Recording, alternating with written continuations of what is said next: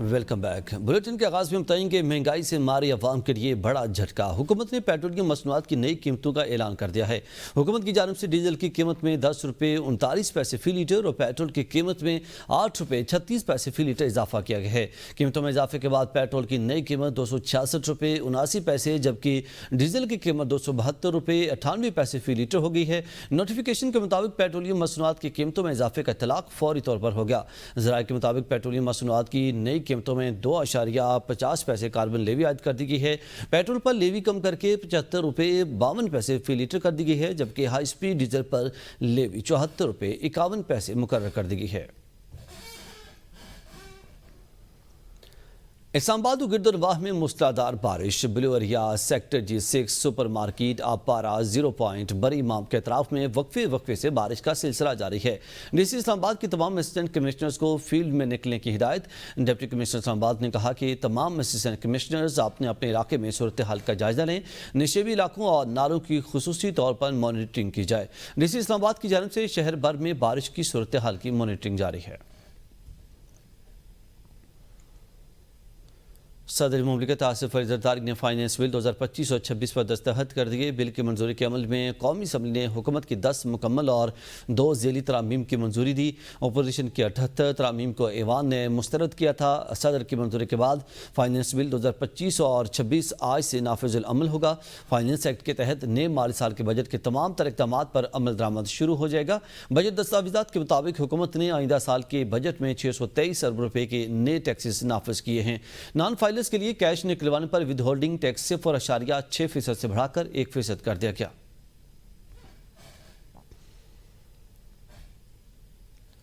اپنے ملک کی پالیسی سے متعلق ہر ملک خود مختار ہے۔ امریکی محکمہ خارجہ کے ترجمان ٹیم بروس نے کہا کہ غزہ میں سیز فائر کے لیے امریکہ اپنی کوششیں جاری رکھے گا، تاہم غزہ اس وقت بھی ایک جنگ زدہ علاقہ ہے۔ اگر کوئی شخص امریکہ آتا ہے تو اسے یہاں کے رہنے والوں کا احترام کرنا ہوگا۔ قومی سلامتی کے پیش نظر ویزے منسوخ کرنا امریکہ کی عوامی پالیسی ہے۔ ٹیم بروس نے مزید کہا کہ حماس نے نہ صرف ہتھیار ڈالنے سے انکار کیا بلکہ مغویوں کو بھی یرغمال بنا رکھا ہے۔ صدر ٹرمپ کی قیادت نے مشرق وسطیٰ کو ہمیشہ کے لیے بدل کر رکھ دیا۔ ایران کے معاملے پر بات کرتے ہوئے کہا کہ ایران کے ساتھ امریکہ کے اقدامات سے یہ ثابت ہوتا ہے کہ ہم امن کے خواہاں ہیں۔ وزیر خارجہ مارکو روبیو دنیا میں قوت کے ذریعے امن کی پالیسی پر عمل پیرا ہیں اور ٹرمپ کی سربراہی میں یہی پالیسی جاری ہے۔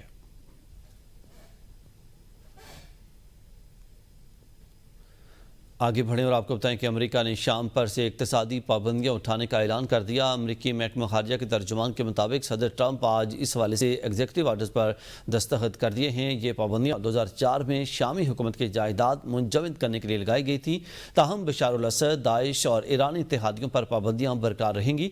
ترجمان نے غزہ کی موجودہ صورتحال کی ذمہ داری حماس پر ڈالی اور کہا کہ حماس نے مرنے والے 2 امریکیوں کی واقعات روکی ہوئی ہیں۔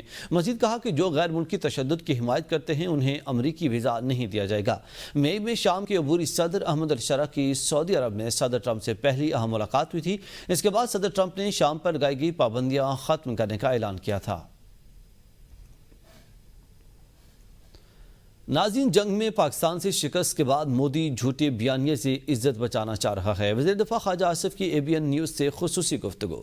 پاکستان کا موقف درست تھا جسے شنگھائی تعاون تنظیم کے اجلاس میں تسلیم کیا گیا۔ وزیر دفاع نے کہا کہ کوئی فریق سندھ طاس معاہدے کو معطل نہیں کر سکتا۔ جنگ میں پاکستان سے شکست کے بعد مودی جھوٹے بیانیے سے عزت بچانا چاہتا ہے۔ جنگ میں ہزیمت کے بعد مودی کی سیاست کے دن پورے ہو چکے ہیں۔ بھارت سندھ طاس معاہدے کو یک طرفہ طور پر معطل نہیں کر سکتا اور اسے اپنی پالیسیوں پر نظر ثانی کرنا ہوگی۔ نائب وزیر اعظم کا اسلام آباد میں سیمینار سے خطاب۔ کہا، بدلتی دنیا میں پاکستان عالمی برادری کا ایک ذمہ دار رکن ہونے کے ناطے اپنی خود مختاری اور علاقائی سالمیت کے تحفظ کے لیے پرعزم ہے۔ انہوں نے کہا کہ مسئلہ کشمیر کے حل کے بغیر جنوبی ایشیا میں پائیدار امن ممکن نہیں۔ نائب وزیر اعظم نے ایران اور اسرائیل کے درمیان جنگ بندی کو خوش آئند قرار دیا۔ اسحاق ڈار نے کہا کہ وقت کے ساتھ مضبوط ہوتی پاک چین اسٹریٹجک شراکت داری خطے میں استحکام و ترقی کی بنیاد ہیں۔ مزید کہا کہ افغان حکومت یقینی بنائے کہ اس کی سرزمین دہشت گردی کے لیے استعمال نہ ہو۔ پاکستان کا کشن گنگا اور رتلے منصوبوں سے متعلق ثالثی عدالت کے اضافی فیصلے کا خیر مقدم دفتر خارجہ کے ترجمان نے کہا ہے کہ عدالت نے واضح طور پر قرار دیا ہے کہ اسے اس مقدمے پر مکمل اختیار حاصل ہے۔ ثالثی عدالت کا فیصلہ پاکستان کے موقف کی تائید کرتا ہے۔ ترجمان نے بھارت کی جانب سے سنتاس معاہدہ معطل کرنے کے اقدام کو غیر قانونی اور یک طرفہ قرار دیا اور کہا کہ یہ اقدام معاہدے کی روح کے منافی ہے۔ پاکستان نے بھارت سے مطالبہ کیا ہے کہ وہ سنتاس معاہدے کی مکمل دیانتداری کے ساتھ پاسداری کرے اور معاہدے کی معمول کے مطابق بحالی کو یقینی بنایا جائے۔ سوات واقعہ کیوں پیش آیا؟ قصوروار کون ہے؟ تہلکہ خیز انکشافات سامنے آ گئے۔ ابتدائی تحقیقات میں انکشاف ہوا ہے کہ دریا کے بہاؤ میں اچانک تبدیلی قبضہ مافیا کی جانب سے دریا کا رخ موڑنے کے باعث ہوئی۔ ذرائع کے مطابق کرشنگ مافیا اور ہوٹل مالکان نے دریا کنارے مٹی اور پتھر ڈال کر بند بنایا تھا۔ سانحہ سوات کی ابتدائی تحقیقاتی رپورٹ میں سانحے کا ذمہ دار نجی کنٹریکٹر ZKB کو قرار دے دیا ہے۔ نقشہ جات کی منظوری دینے والے اداروں کی نشاندہی بھی زیر غور ہے۔ اریگیشن محکمے نے بند باندھنے کی اجازت دی۔ بند 26 جون کو پانی کے شدید دباؤ سے ٹوٹ گیا۔ بند ٹوٹنے کے وقت سیاح دریا کے کنارے موجود تھے جو تیز لہروں کے باعث دریا میں بہہ گئے، جبکہ سوات میں موجود سرکاری ہیلی کاپٹر کا استعمال نہیں کیا گیا۔ مقامی لوگوں اور ماحولیاتی کارکنوں کی جانب سے بارہا نشاندہی کے باوجود ضلعی انتظامیہ نے کوئی کارروائی نہیں کی۔ ناظرین، سوات میں حالیہ سانحے کے بعد ضلعی انتظامیہ کا تجاوزات کے خلاف آپریشن کے دوسرے روز فضاگت اور بائی پاس روڈ پر درجنوں غیر قانونی پارکس، ہوٹلز اور عمارتیں منہدم کی گئیں۔ صورتحال اس وقت غیر معمولی ہو گئی کہ جب ضلعی انتظامیہ کی ٹیم وفاقی وزیر امیر مقام کے ہوٹل پر کارروائی کے لیے پہنچی، لیکن آپریشن تقریباً 2 گھنٹے تک روک دیا گیا۔ ذرائع کے مطابق کارروائی کی تاخیر کی وجہ ضروری کاغذات اور پٹواری کا انتظار بتایا گیا ہے، جبکہ اس دوران انتظامی اہلکاروں کو بار بار کسی سے ہدایات لیتے ہوئے دیکھا گیا۔ کارروائی کا آغاز تو ہوا، لیکن نہایت سست روی سے ہوٹل کی 4 دیواری گرائی گئی، جس دوران ہوٹل میں موجود افراد کی جانب سے مزاحمت کا سامنا بھی کرنا پڑا۔ انتظامیہ نے آپریشن کو مؤخر کرتے ہوئے آئندہ دن تک ملتوی کر دیا۔ سوات حادثہ انتظامیہ کی غفلت کے باعث پیش آیا، نئے شواہد سامنے آ گئے۔ اس جدید دور میں بھی سوات میں ریسکیو آپریشن چپو والے لوکل کشتیوں سے ہو رہا ہے۔ بحرین سے مینگورہ تک دریائے سوات کا فاصلہ 70 کلومیٹر ہے۔ جب سیلابی ریلا بحرین میں دیکھا گیا تو یہ ریلا اس 70 کلومیٹر کے راستے میں ضلع سوات کی 4 تحصیلوں بحرین، خواجہ خیلہ، چار باغ اور بابو زئی سے گزرتا ہوا ریلیکس ریسٹورنٹ پہنچا۔ 4 تحصیلوں میں real time river monitoring censors اور گیجز موجود ہیں۔ یہ سینسر اور gauges provincial emergency operation centre کے ساتھ منسلک ہوتے ہیں۔ اگر کالام اور بحرین کے مقام پر دریائے سوات میں طغیانی یا سیلاب کا خطرہ ہو تو یہ خودکار سسٹم سینٹرل کمانڈ، سوات انتظامیہ، ڈپٹی کمشنر اور ریسکیو 1122 کو اطلاع فراہم کرتا ہے۔ ان اداروں نے بروقت سٹی ڈسٹرکٹ گورنمنٹ اور ہوٹلز کو اطلاع نہیں دی اور نہ ریسکیو عملہ تعینات کیا گیا، جس کی وجہ سے حادثہ پیش آیا۔ سوات ریسکیو والوں کے پاس ایک بھی جیٹ سکی نہیں ہے۔ اس وقت پاکستان میں ایک جیٹ سکی کی قیمت 7.5 لاکھ روپے ہے۔ ناظرین، سانحہ سوات پر سیاست نہ کی جائے۔ سانحہ سوات میں جاں بحق افراد کے لواحقین کی ABN نیوز سے گفتگو، کہا کہ خاندان میں پہلے ہی شدید صدمے میں ہیں، دکھ کی اس گھڑی کو سیاسی مفادات کے لیے استعمال نہ کیا جائے۔ حادثے میں خاندان کے 10 افراد ڈوب گئے۔ KP کی حکومت، سوات انتظامیہ، NGOز اور علاقائی افراد نے ہر ممکن تعاون کیا۔ انہوں نے سیاستدانوں کی جانب سے دیے گئے بیانات کی سختی سے تردید کی۔ میں ان بچیوں کا سگا چاچا ہوں اور میں اس بات پہ روشنی ڈالنا چاہتا ہوں کہ آج کل میڈیا میں کچھ سیاستدانوں کی طرف سے کچھ بیانات چل رہے ہیں۔ میں ان کی سب کی تردید کرتے ہوئے سوات کی عوام کا شکریہ ادا کرتا ہوں جنہوں نے ہمارے ساتھ اتنا تعاون کیا، اور خصوصی طور پر الخدمت فاؤنڈیشن اور 112 میں نا موقع تے موجود ہاں۔ سانحہ سوات سے جو بھی ہویا ہے، سیاستدان جہے بھی نام نہیں میں لیندا ہے، کہہ رہے ہیں کہ کوڑے والے ڈبے دے وچ ڈیڈ باڈیاں بھیجیاں گئیاں، لیکن ایسا کوئی نہیں ہے۔ اے تبوک انہوں نے اچھے دیتے نے۔ اتھوں دی جڑی حکومت ہے انہوں دا میں شکر گزار ہاں، KP کے انہوں نے بہت اچھا کاپریٹ کیتا ہے۔ اتھوں دے مقامی لوگ نے انہوں نے ہاڈے نال بہت ہی کاپریٹ کیتا ہے۔ ہمارے ہاں اتنا بڑا آسانی ہو گیا ہے، تو مہربانی کر کے آپ لوگ اس طرح کی سیاست نہ کھیلیں، ہمارے اہل خانہ کو اس طرح کی تکلیف پہنچانے والے الفاظ مت بولیں، کیونکہ یہاں پہ جب ہم نے ریسیو کی تھی باڈیاں وہ بالکل صاف ستھری تابوت کے اندر تھی۔ مشیر اطلاعات خیبر پختونخوا بیرسٹر سیف بولے مریم نواز کو پنجاب میں مرتے لوگ نظر نہیں آ رہے. پاک پتن اسپتال میں بچوں کی ہلاکت پر وزیر اعلیٰ پنجاب مستعفی ہوں. سوات کا واقعہ انتہائی المناک ہے. سانحہ کے ذمہ داروں کے خلاف سخت کارروائی کی جائے گی. جس دن واقعہ پیش آیا اسی روز 80 لوگوں کو بچایا لیا گیا. حادثے کے دن موسم خراب تھا. ہیلی کاپٹر حادثے کا شکار ہو سکتا تھا. گورنر خیبر پختونخوا جیسے غیر سنجیدہ شخص کی باتوں کا جواب نہیں دینا چاہتا. مولانا فضل الرحمان کو مبارکباد پیش کرتے ہیں جن کی وجہ سے 26ویں ترمیم منظور ہوئی. آگے بڑھیں اور آپ کو بتائیں کہ نون لیگ کو لاشوں پر سیاست کرنے کی عادت نہیں لیکن سانحہ سوال پر سوالات کے جواب درکار ہیں.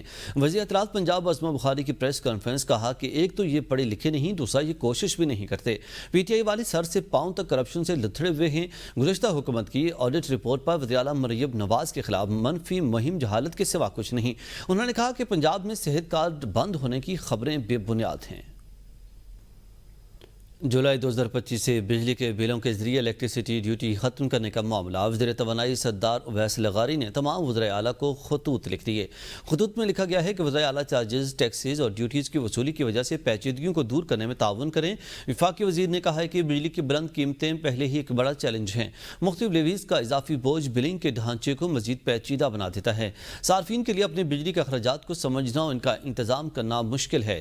وفاقی حکومت بجلی کی قیمتیں کم کرنے کے لیے مختلف اقدامات کر رہی ہے.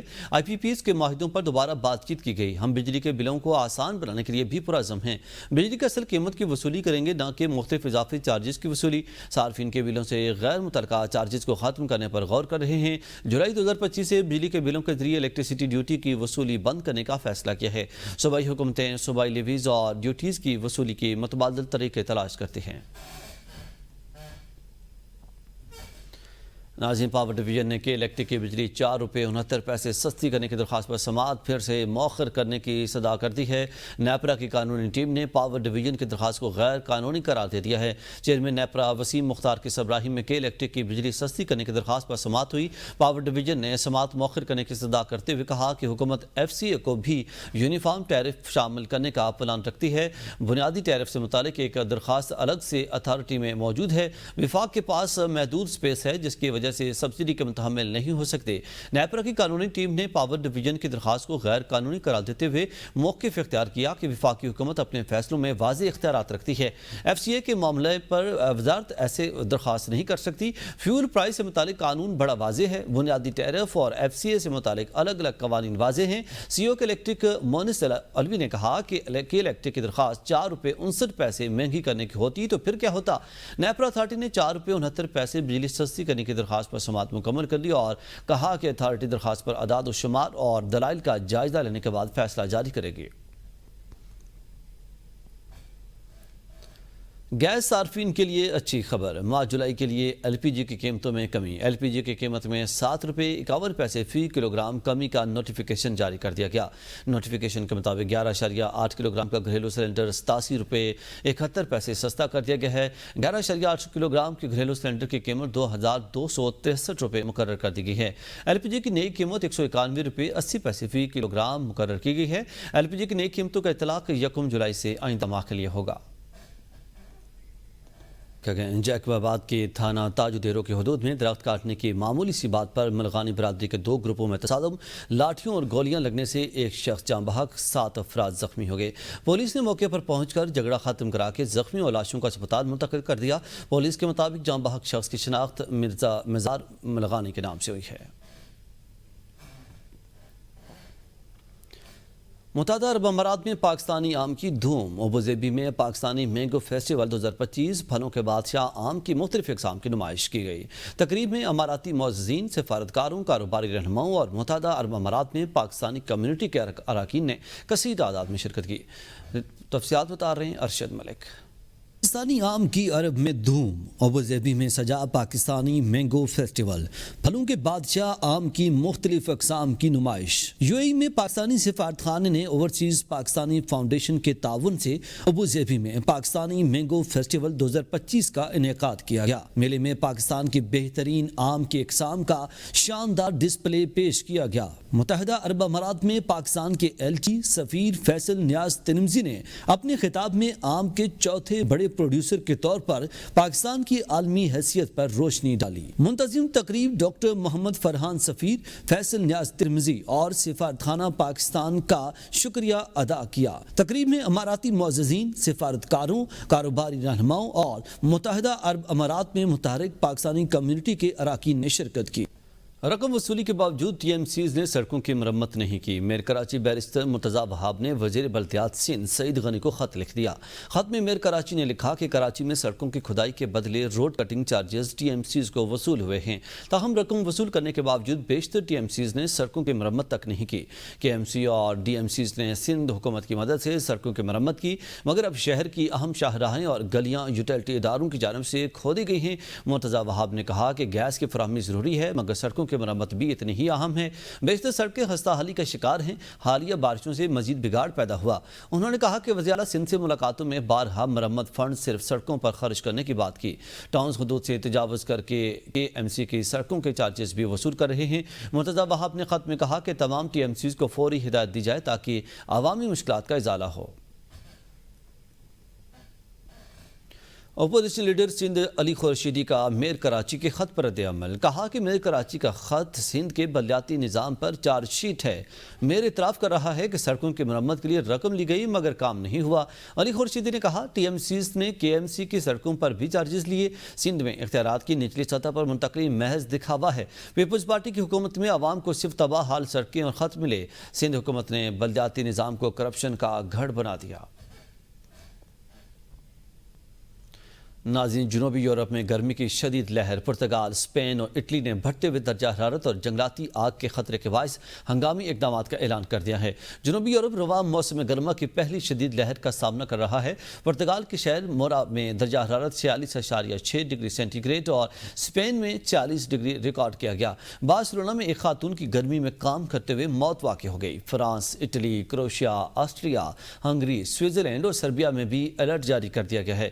اٹلی میں ہیٹ اسٹروک کے بڑھتے کیسز کے پیش نظر کلائمیٹ شیلٹرز کھول دیا گئے، جبکہ سویڈش وزارت خارجہ نے ان ممالک میں موجود سویڈش شہریوں کو وارننگ جاری کرتے ہوئے احتیاطی تدابیر اختیار کرنے کو کہا ہے۔ سویڈن میں منگل کو درجہ حرارت 25 اور بدھ کو 30 ڈگری سینٹی گریڈ تک پہنچنے کا امکان ہے۔ مارسیلیا میں تیراکی کے تالابوں کو عوام کے لیے مفت کھول دیا گیا تاکہ عوام گرمی سے نمٹ سکیں۔ مزید اپڈیٹس کے لیے دیکھتے رہیے ABN نیوز۔